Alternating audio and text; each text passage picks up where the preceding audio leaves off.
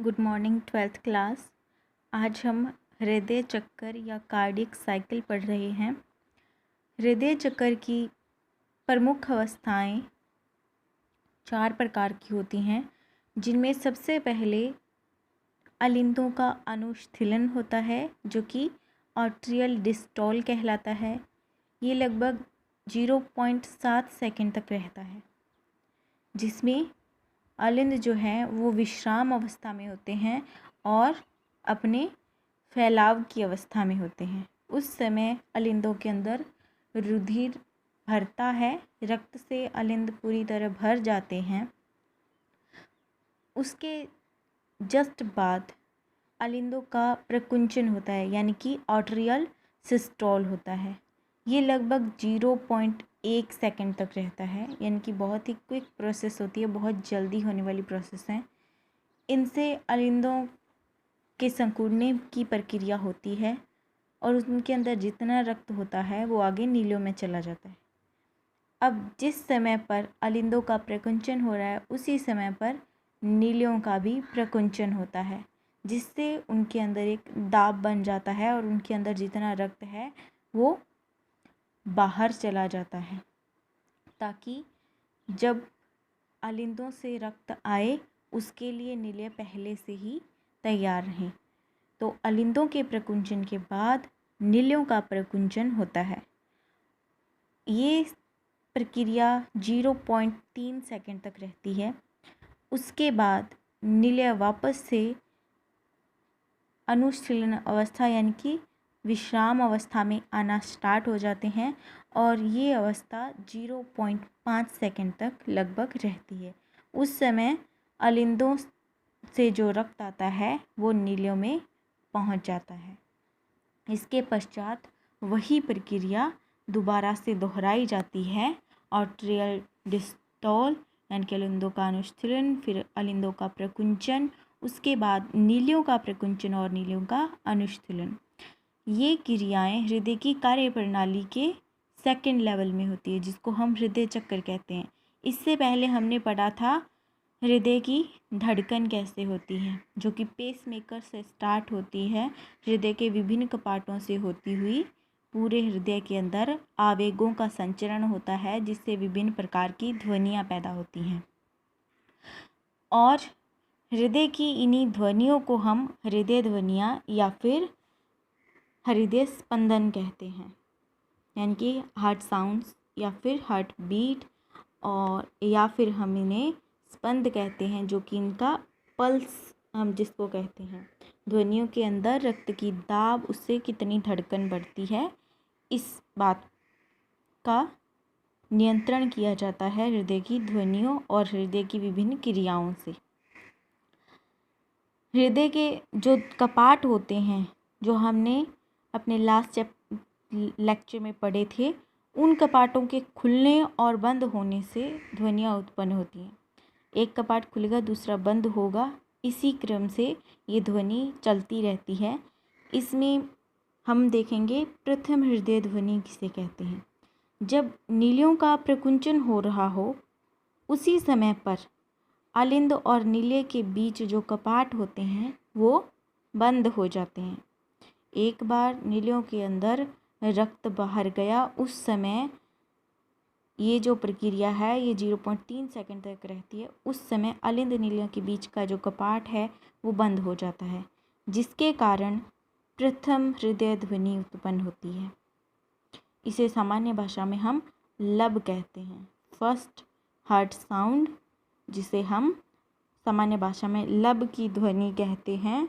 ये नीलियों के प्रकुंचन के समय अलिंद और नीलियों के बीच के कपाटों के बंद होने से उत्पन्न होती है।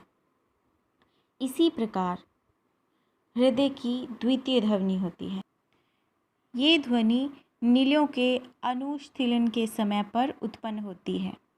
नीले के अनुशीलन के समय पर जो अर्धचंद्राकार कपाट होते हैं, उनके बंद होने से ये ध्वनि उत्पन्न होती है। ये अर्धचंद्राकार कपाट धमनियों पर होते हैं और इन धमनियों के, इन कपाटों के बंद होने से डब की ध्वनि उत्पन्न होती है। इसे हम सेकंड साउंड या फिर डब कहते हैं।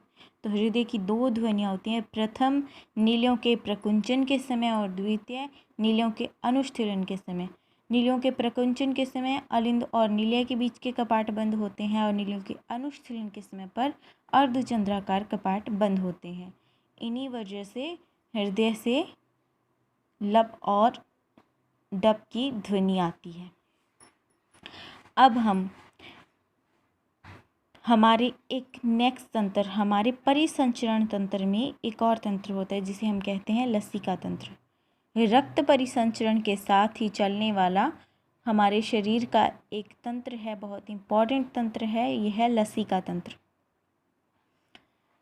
लसिका तंत्र के मेन काम होते हैं, ये रोगाणुओं का भक्षण करने वाली कोशिकाओं युक्त होते हैं और इनके अंदर ऑक्सीजन और उत्सर्जी पदार्थ और हार्मोन रक्त में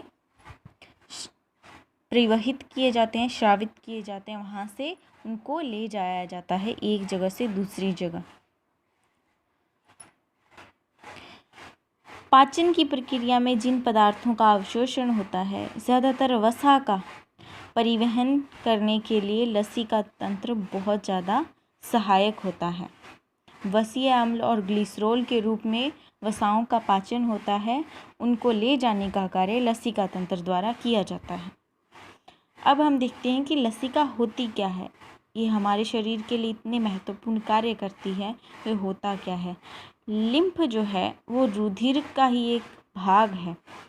रक्त की जो केशिकाएं होती हैं, पतली पतली नलिकाएं जो हैं, ब्लड कैपिलरीज, उनके अंदर जब रक्त का दाब पड़ता है तो उनकी कोशिका भित्ति झिल्ली से होकर के एक तरल पदार्थ छन जाता है, जिसके अंदर ना तो थ्रोम्बोसाइट्स होते हैं, ना ही लाल रुधिर कणिकाएं होती हैं, और इसके अंदर ज़्यादातर उत्सर्जी पदार्थ पाए जाते हैं, लेकिन ये कई पचित पदार्थों का भी परिवहन करती है।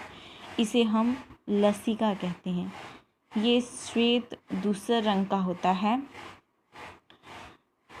अल्प पारदर्शी रहता है ये, और क्षारीय इसका माध्यम रहता है। ये हमारे वेस्कुलर सिस्टम यानी कि हमारे संवहन तंत्र का एक भाग है। इसको बनाने के लिए लसिका तंत्र में दो चीज़ें मुख्य होती हैं। लसिका जो कि हमने अभी पढ़ा, ये एक तरल पदार्थ होता है जो रुधिर केशिकाओं से छना होता है। इसके अंदर लाल रुधिर कणिकाएं और थ्रोम्बोसाइट्स नहीं पाई जाती।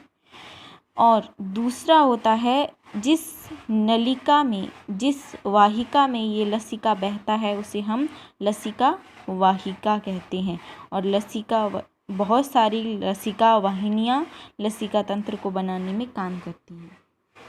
इन लसिका वाहिनियों के जोड़ के स्थान पर जगह जगह पर लसिका की गांठें पाई जाती हैं, जिसे हम लिम्फ नोड्स या फिर लसिका गांठें कहते हैं। तो लसिका तंत्र को बनाने के लिए लसिका वाहिनियाँ और लिम्फ नोड्स यानी कि लसिका पर्व या लसिका गांठें बहुत महत्वपूर्ण योगदान देती हैं। तो रक्त और लसिका में जो डिफरेंस होता है वो ये होता है कि रक्त तो जो है वो लाल रंग का होता है, लेकिन लसिका में कोई रंग नहीं होता।